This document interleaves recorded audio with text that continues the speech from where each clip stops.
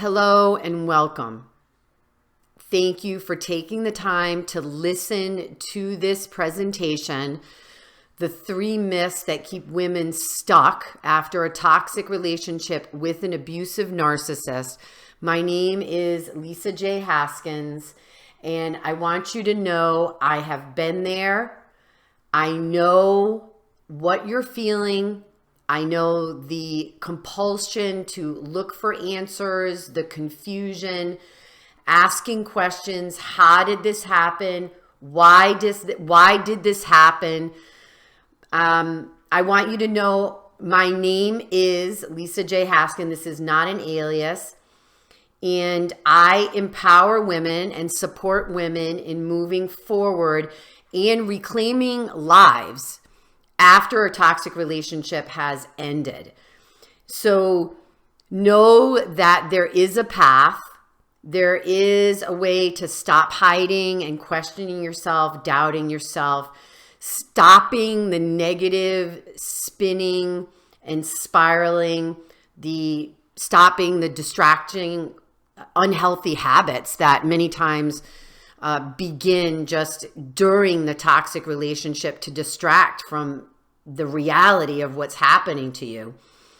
And I also want you to know that you can leave the fear behind, the literal fear and the trauma that lives within the body. It is possible to climb that emotional mountaintop to a person you may feel you've lost, back to yourself. And so you may be asking yourself, why should I even listen to what she has to say? And let me explain, first of all, who I am. My name, again, is Lisa. I spent 18 years in a marriage with an abusive narcissist. I am a real survivor of this abuse, psychological, emotional, and physical abuse in a marriage. You would have never known it. I am still a public school teacher. I have been for over 20 years. And I, had all the accomplishments and degrees that go along with being a public school teacher. But I can tell you I was absolutely a masquerading phony. I had no idea who I was anymore, a shred of a person. And just at the end of my marriage, I had no idea who I was anymore. And I want to explain that it is possible to rebuild. I have been where you are. I know what it feels like. There's no way to describe to someone who has not experienced the gaslighting, the manipulation, and the psychological, emotional, and perhaps physical abuse to someone who has not experienced it. I also have professional expertise. I'm a positive psychology trainer. I've been trained in mindfulness-based stress reduction through the Center of Mindfulness.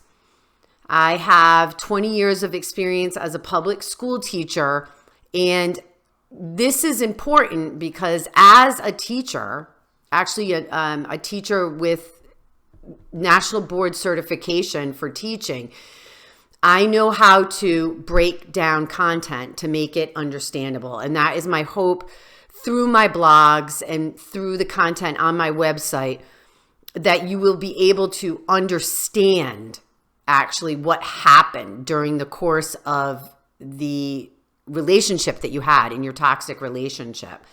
I'm also a certified yoga teacher, and I teach yoga and meditation. And shining the light inward, and you may be saying, what does that mean? How does that pertain to my particular circumstance? But after, when I first fled my home and finally left, I was an absolute, utter despair. Completely gutted, exhausted, lonely, confused, doubting myself, could not make a decision, had difficulties coming to terms with what happened to me. There was tremendous fear, tremendous feelings of loss, constantly thinking, What are others thinking of me? How am I going to survive? This is incredibly hopeless. But at some point, in order to survive and move from this victim stance into more of a survivor or even a thriver at some point, one of the first things is to start shifting the focus or the light and your energy more towards yourself. So shifting from the outer focus on trying to figure out the narcissist, the patterns and characteristics of narcissism, but also focusing the light or, examining the pieces and parts of yourself and how you can support yourself to heal. And this is a critical shift in the mindset.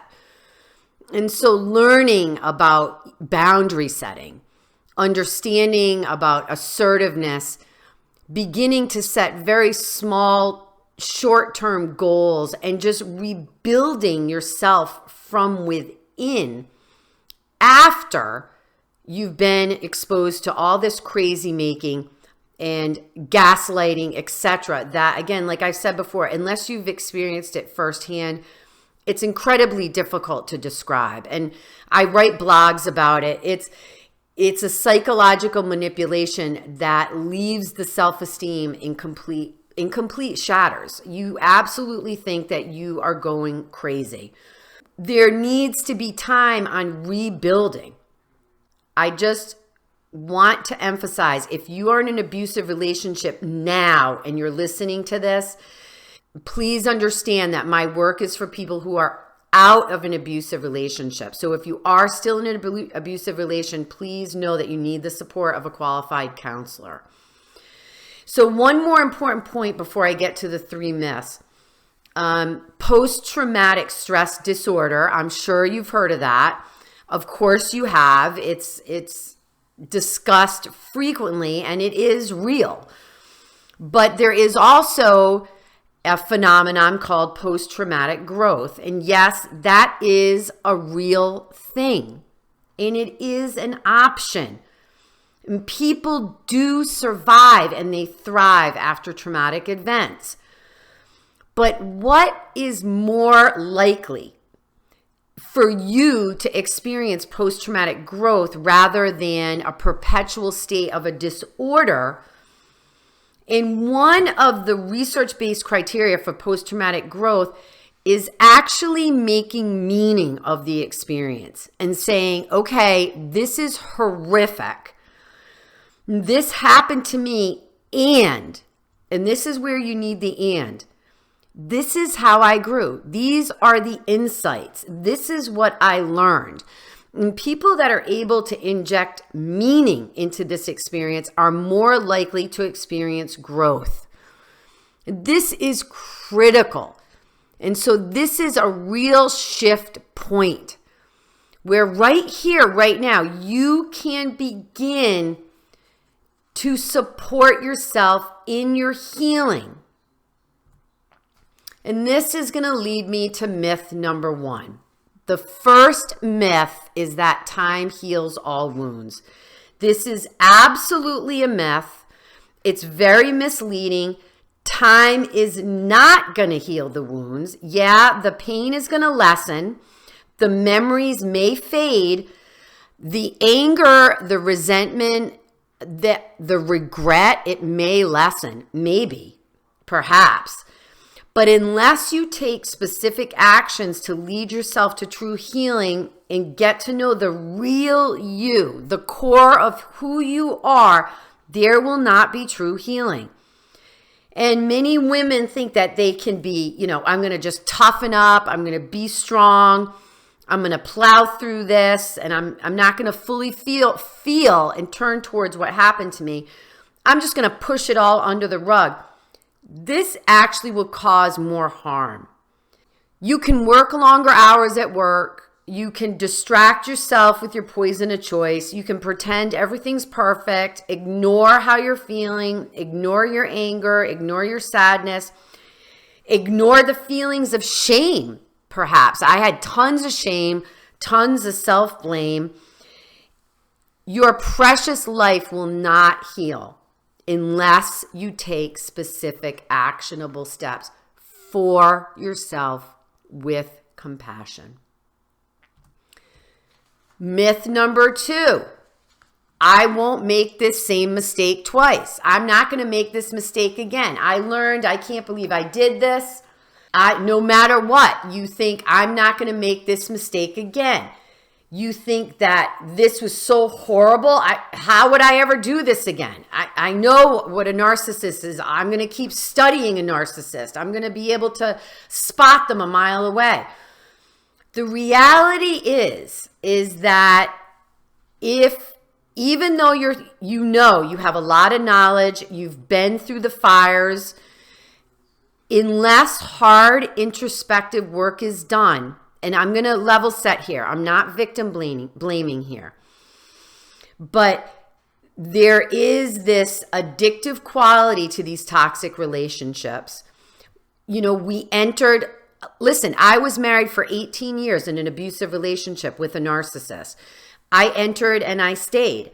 I did not recognize that I was in denial, and I did not see the red flags. My vision was distorted.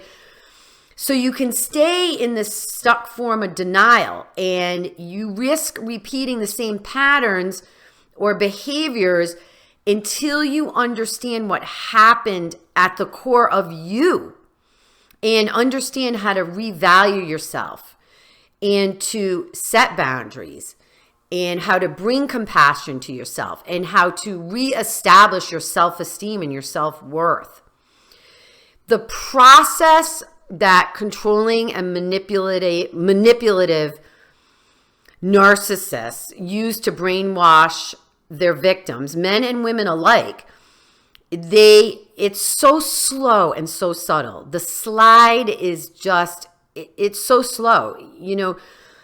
These types of people can sense weakness in others, and they can spot people with weak boundaries. So in order to dig deep and be able to hear and listen and trust your inner voice, that true sense and essence of who you are, and to be able to reestablish trust in yourself and your decisions, you need to dig down through these layers. So that inner voice has been layered over. If you've spent any length of time with a toxic narcissist in an abusive relationship, your inner voice has been covered over. All of us are conditioned to many times just ignore our habitual patterns. They are outside of the conscious and they're in the subconscious. And so many times we're just trying to keep up this kind of facade or a masquerade. But learning how to get back and recover and rediscover who you are at the core is critical. And it's possible. Leading me to myth number 3. Myth number 3 is I will never recover. It's an incredible myth. You can come to realize that in life, you have choices. You have choices. You can make change. It is never, ever too late to make change through small incremental steps.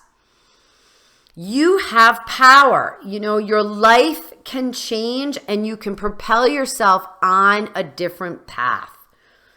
You can learn to trust yourself again. And it can be the end. It can be the beginning of the end of the anxiety, all these feelings of hopelessness, the spinning and rumination and negative spiraling in the mind that just takes us down and down, and it causes more suffering. Now, you are on your journey and I am on mine. And believe me, I have years of distance now and a lot of experience and lessons learned. And I know this, that with the right support and tiny actions, You can make change, and it is possible to live a meaningful life full of hope and promise. And I am the same woman. I was in a toxic, controlling relationship with an abusive narcissist for 18 years. And I practiced specific components throughout the years of my rebuilding, and I saw there was hope. And the more time I spent practicing, the more I realized I was a different person. I am not the same person I was years ago. And there is hope and promise. I am here. I support women in moving forward, setting their individual goals and guiding them on their path and guiding clients back to their inner wisdom that you may have feel has been previously lost, so that the cycle can end and the patterns can stop being repeated. So what are the next steps on your path? I offer, you've already opted in, you will be receiving email blog posts. And I've been told by many people that are on my mailing list that the content, it's chock full. And my hope is that it supports you in finding your way. I have a Facebook page, and the link or the information is at the bottom of this slide. It's on Facebook. It's a Facebook page, Your Life, Your Boundaries. I have a website that you probably are aware of at lisajhaskins.com. Lastly, email your questions, and I will do my best to get back to you with an answer or weave an answer into a blog post. So wishing you the best on your continued journey, and remembering the strength and courage it took to bring you to this point. Thank you.